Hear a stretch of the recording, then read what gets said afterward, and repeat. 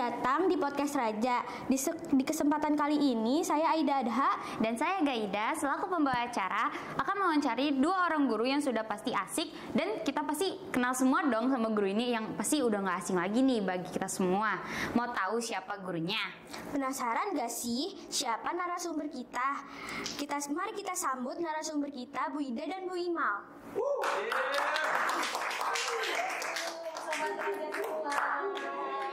Assalamualaikum Ibu. Gaida. Gimana kabarnya? Sehat Ibu. Ibu sendiri gimana kabarnya Ibu? Alhamdulillah sehat semuanya. Gimana nih? Nih jadi pada hari ini tuh kita podcast Raja ini bakal nanya-nanya nih ke Ibu kayak gimana sih tentang SMP ITRJ di zaman dulu sama zaman sekarang gitu. Terus juga gimana pengalaman Ibu selama jadi guru gitu, kayak ada nggak sih yang bikin sedih atau bikin seneng banget gitu. Udah siap kan Ibu? Iya, siap.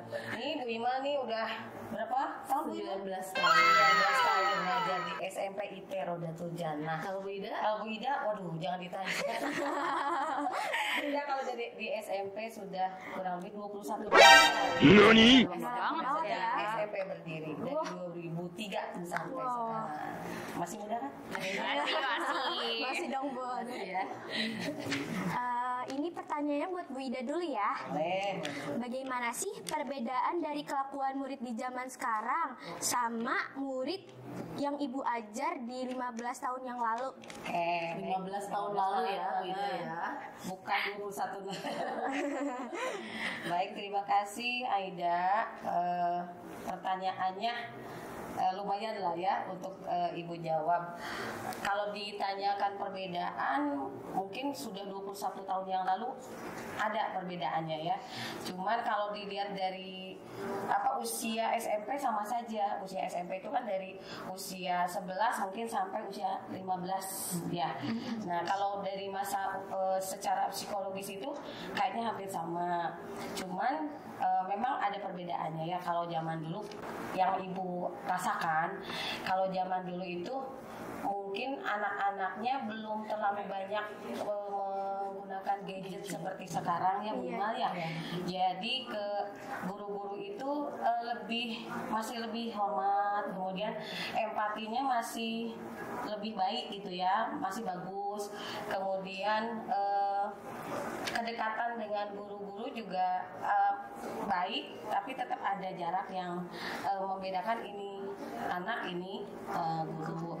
Nah, kalau mungkin perbedaannya dengan sekarang barangkali karena sudah zamannya teknologi ya, mungkin ada pengaruh juga dari tontonan gadget, dari tontonan dari YouTube dan lain sebagainya.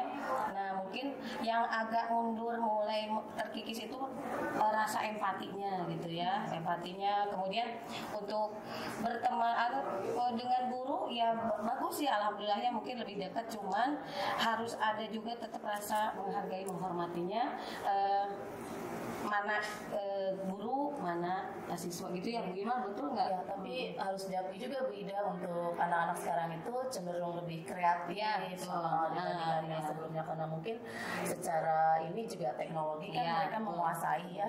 Jadi sumber belajarnya itu mereka tuh lebih banyak. Jadi kalau kreativitasnya Ibu akuin, anak-anak sekarang itu sepertinya lebih kreatif gitu ya dibandingkan yang sebelumnya. Cuma memang perlu ditingkatkan yaitu empati, kemudian respect sama orang yang lebih tua, mungkin seperti itu. Itu mungkin yang kita bisa coba bagi cerita ya. Wah, Berarti ada perbedaan yang sangat itu ya. Gentlong gitu ya. Saya juga generasi pasti ada gitu ya. Jadi nih, ini pertanyaan untuk Bu Imal ya. Kita ke pertanyaan selanjutnya aja nih. Gimana sih kesan pertama Ibu nih pas pertama kali Ibu jadi guru gitu? Kayak ada nggak sih yang bikin kesel banget gitu tuh? Gitu ya. Kayak dari muridnya yang misalkan ada yang mohon maaf kayak susah untuk ngerti pelajarannya gitu. Ya, kalau kesan pertama Ibu jadi guru ya, Ibu ingat waktu itu tahun 2005 Ibu jadi guru itu usia Ibu baru 24 tahun ya, baru lulus kuliah. dulu ya. Itu pertama masuk kelas terus terang ibu tuh merasa gemeter gitu ya, khawatir. Ya, kekhawatirannya itu takut penjelasan ibu nggak diterima karena ibu membawa beban guru matematika ya. Kayaknya matematika itu selalu identik dengan pelajaran yang tidak disenangi gitu ya, dan guru matematika itu selalu identiknya dengan guru killer gitu. Nah ibu tuh ingin merubah itu gitu. Gimana ya caranya biar ibu tuh jadi guru matematika tapi yang menyenangkan gitu. Nah itu pertamanya beban banget bagi ibu, tapi setelah ibu jalani alhamdulillah ya, ibu berusaha untuk membawa matematika ini menjadi pelajaran yang tidak semenakutkan itu. Mudah kok matematika gitu, matematika menyenangkan kok gitu. Ya memang di perjalanannya selalu ada hambatan ya, ada kendala gitu, tapi ya karena ibu menikmatinya gitu dan terus berusaha untuk mencari cara gimana menyampaikan matematika itu jadi menyenangkan, ya alhamdulillah gitu ya, sampai sekarang ibu bertahan jadi guru matematika sampai menyenangkan. Iya, ya ibu masih berusaha ya, tapi mudah-mudahan anak-anak juga menganggap bahwa ibu bisa mengajar matematika itu tidak menakutkan gitu ya, seperti itu. Dan banyak yang bilang juga sih Bu Ima ini gurunya guru matematika tapi menyenangkan, tidak menakutkan. Amin. Bisa Seru sih Bu Ima ngajarnya. Iya, seru banget. Matematika menyenangkan. Kalau punya singkatan untuk matematika, M-nya itu Mudah. mudah. Iya, A-nya Asik. asik, T-nya Kayaknya tidak ribet, tidak sulit ya. E-nya emang gampang. Udah. Ya seperti itu ya. Oke, kita ke pertanyaan selanjutnya ya buat Bu Ida. Oke. Kalau ada siswa yang tidak kooperatif saat pembelajaran, bagaimana sih cara ibu ngatasinnya? Ya, pasti di setiap kelas ada anak yang memang bukan nggak kooperatif, yang gimana ya, ada yang ada yang kesabaran ya. Jadi kalau Bu Ida tidak, insya Allah ya, yang ibu lakukan ini, ibu tidak langsung di depan anak-anak ini menunjuk kamu duduk atau gimana gitu ya, tapi ya kalau ibu sih diam dulu, kalau udah kondusif baru ibu sampai memulai pelajaran. Lalu kalau misalnya masih juga, ya sudah, akhirnya ibu lanjut, tapi tetap ibu perhatikan anak yang nggak kooperatif itu, sambil ditegur-tegur, sambil di ini. Nah setelah itu baru dipanggil di luar gitu, dipanggil secara individu, dipanggil, ibu ngobrol yuk sama ibu gitu. Jadi mudah-mudahan tidak mempermalukan ya, maksudnya tidak menyalahkan pas di depan anak-anak, tapi setelah itu kita ada ngobrol-ngobrol seperti ibu sama anak lah. Kan ibu sudah ya, kan ibu sudah tua. Mudah. Itu Aida ya yang ibu rasakan dan ibu lakukan. Mungkin Bu Ima sama Bu Aga? Ya kurang lebih sama sih ya, beda. Jadi kalau memang ada anak yang nggak kooperatif, kita nggak mungkin menegur langsung di depan teman-temannya ya, karena anak juga pasti punya perasaan ya, nggak mau lah dipermalukan di depan teman-temannya gitu ya. Berarti hal yang pertama yang dilakukan ya, pertama ya kenapa sih gitu, ngajak ngobrol, apa yang membuat dia nggak kooperatif pada saat belajar. Nah memang intinya dari mengajar itu ya komunikasi ya. Kalau misalkan sudah terjalin komunikasi yang baik guru dengan murid, ya tujuan tercapai. Insya Allah. Untuk yang pertanyaan kedua ya nih buat Bu Imal, kalau misalkan nih murid kan, kalau ibu apalagi ya, ibu tuh ngajar matematika, terus murid tuh kadang yang di jam-jam akhir gitu, misalkan matematika di jam-jam akhir kayak saya kan sama Bu Imal ya, itu kan ya jam terakhir hari Kamis, nguras tenaga banget itu kan ya. Nah itu gimana sih nih cara ibu biar mood siswanya itu naik lagi gitu ya, yang tadi udah bad mood gitu, biar naik lagi, biar bisa semangat lagi buat belajar matematikanya itu. gitu. Gimana Ibu? Iya, biasanya kalau ibu ya pasti the power of ice breaking. Ibu pasti udah nyiapin ice breaking, udah mikir dulu nih kira-kira apa ya kalau ibu masuk di jam terakhir, ya pasti anak-anak lagi moodnya udah ngantuk lah, udah penuh udah penuh beban gitu dari pelajaran jam pertama, maka nggak mungkin ibu masuk langsung ngejelasin materi kan, maka ya ibu harus menumbuhkan lagi semangatnya itu ya pasti dengan ice breaking. Biasanya kalau misalkan ice breakingnya yang sederhana aja, misalkan ayo tepuk 1, 2, 3, 4, ya itu aja kan udah yang tadinya malas ya itu udah semangat lagi gitu ya, atau apalah yang sederhana seperti itu.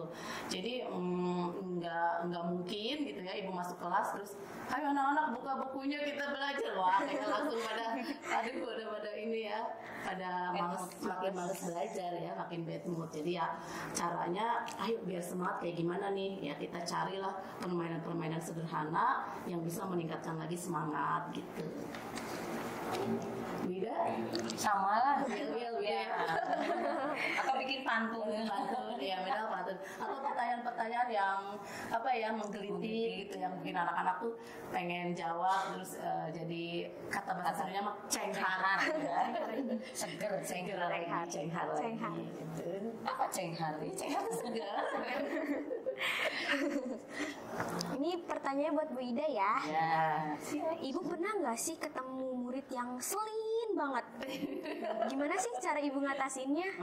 Beda. 21 tahun ya. Kalau dilihat dari dulu ada aja ya, maksudnya ya, selalu ada. Cuman tergantung kitanya juga sebagai guru sebisa mungkin. Nah kalau misalnya ada yang ngeselin, kadang suka ibu dia jadi buat ngebantuin bu guru gitu tuh, ya bantuin Bu Ida misalnya. Dia nggak mau diam terus, ngeselin banget. Ibu panggil, bisa bantuin Bu Ida nggak ini? Kalau seperti itu, jadi anaknya jadinya semangat gitu. Jadi yang tadinya nggak mau diam, akhirnya kita sebetulnya difokuskan untuk dia supaya diam ya. Jadi akhirnya mau gitu. Jadi lebih kondusif dengan, bahkan anak-anak yang Bu kok dia yang disuruh, kita juga mau Bu. Nah kayak begitu akhirnya gitu ya. Dan itu pengalaman itu baru-baru terjadi juga, udah lama banget dulu ya. Ada dulu yang tahun berapa tuh ya? Lamanya. Ya, itu tuh, bener. Tapi ya kita sih bisa mungkin untuk membuat anak merasa dianya diakui, dihargai, walaupun dia kayak tadi pertanyaan nyebelin, tapi akhirnya jadi produktif di pelajaran kita. Jadi intinya setiap anak tuh sebetulnya selalu punya sisi positif ya, ya. Jadi meskipun nyebelin, kadang sebagai manusia kita merasa aduh kesel banget sama, tapi kita coba cari sisi positif dari anak tersebut. Misalkan ini anak nggak mau diam nih, oh ya udah kita suruh aja dia bagiin buku lah atau apalah gitu ya, yang tadinya dia nyebelin akhirnya jadi bermanfaat gitu ya. Jadi seperti itu. Jadi memang jadi guru itu bagaimana kita mencari sisi positif dari setiap pribadi anak-anak gitu ya, dan memanfaatkannya itu untuk kebaikan dianya juga gitu. Jadi tidak diputus. Udah kamu nyebelin enggak seperti itu. Di balik nyebelinnya itu pasti ada kelebihannya gitu. Walaupun dalam hati astagfirullah gitu. Manusiawi ya beda ya. Gitu. Iya, itu ya. Jadi nih untuk Bu Imal ya, kalau misalkan ibu nih lagi capek-capeknya gitu ngajar ya dari pagi sampai sore kan ya itu ya.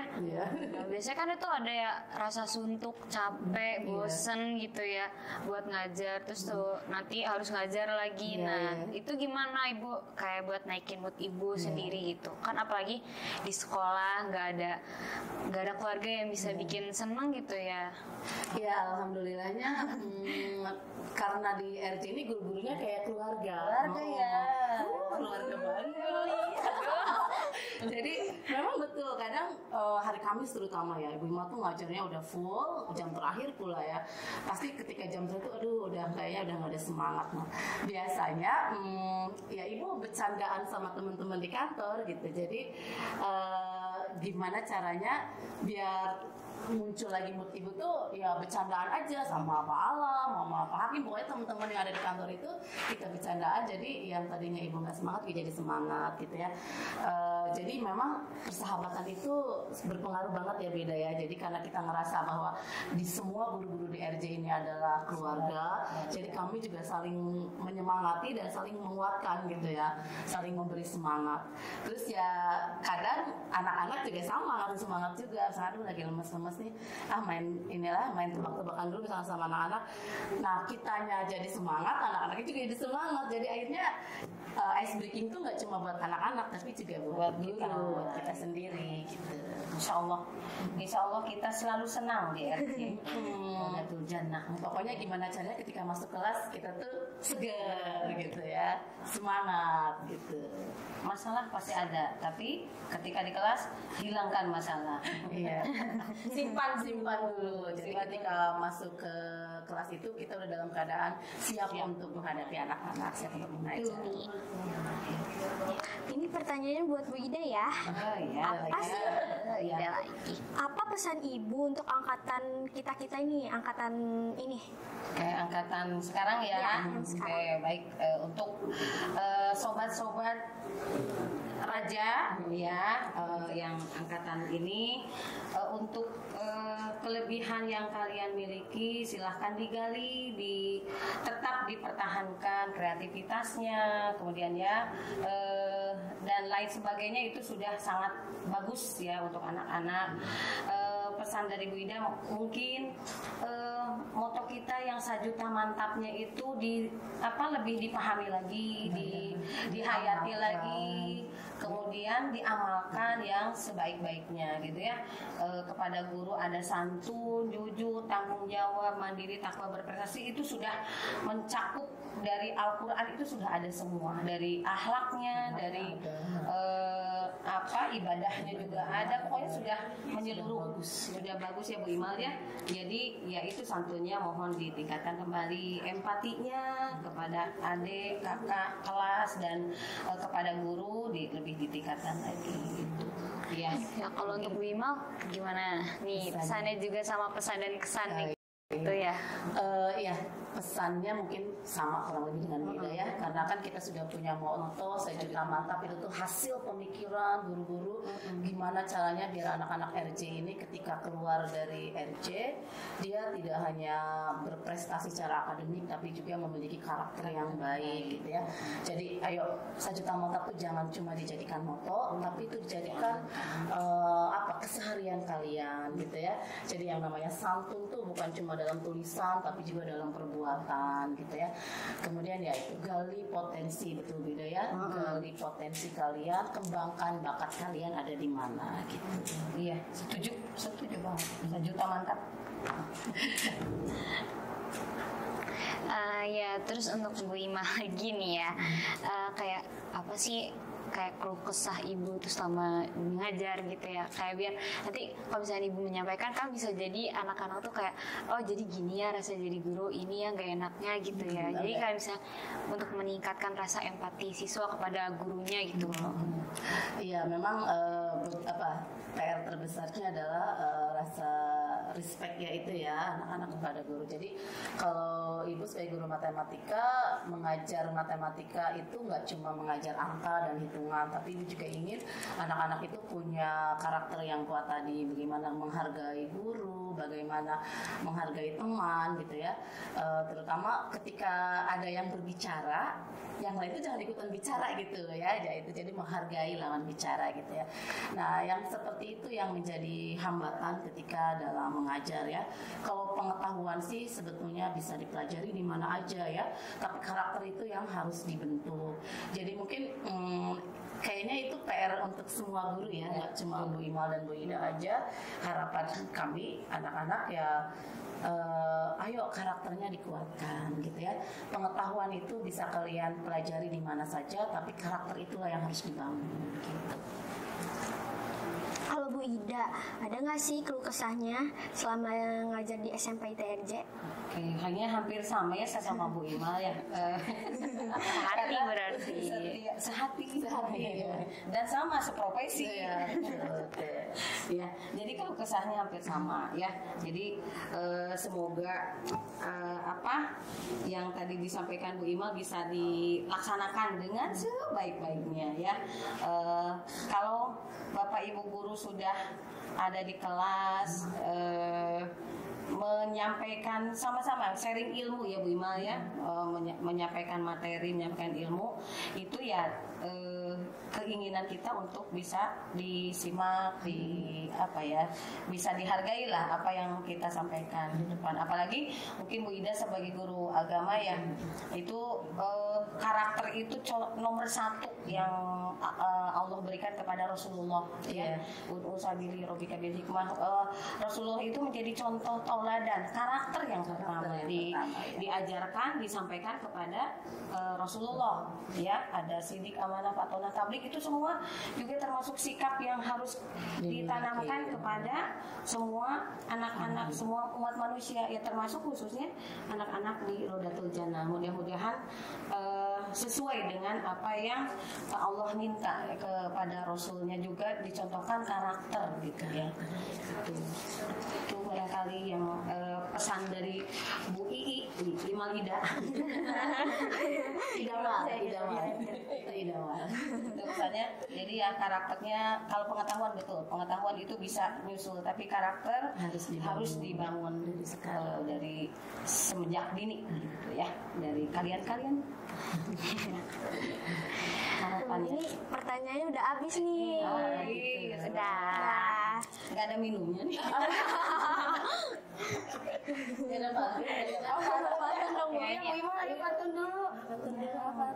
Buah selasih. Buah selasih apa beda? Buah selasih dicampur buah naga. Cakep. Terima kasih Aida dan Gaida. Gimana nih Sobat Raja, podcastnya seru nggak? Pastinya seru dong. Jadi dengan ada podcast ini, jadi kita tahu ya gimana perbedaan murid-murid yang di zaman 15 tahun yang lalu bahkan ya, sama yang di zaman sekarang. Terus juga gimana sih rasanya jadi guru. Jadi jangan kayak mikirnya, guru mah enak, ngajarnya cuma di satu bidang doang. Kan kita belajar di semua bidang. Kenapa kita harus belajar di semua bidang tapi guru cuma ngajar di satu bidang? Jangan disepelein juga ya, karena guru itu pahlawan tanpa tanda jasa, guys. Terima kasih Bu Ida, Bu Ima. Sudah mengundang kita. Yang jangan bosan. Insya Allah Ibu juga nggak akan bosan. Ya, betul. Semoga menjadi inspirasi apa yang tadi disampaikan oleh Dr. Amin. Bisa diambil hikmahnya. Ya. Sekian aja dulu Sobat Raja. Assalamualaikum.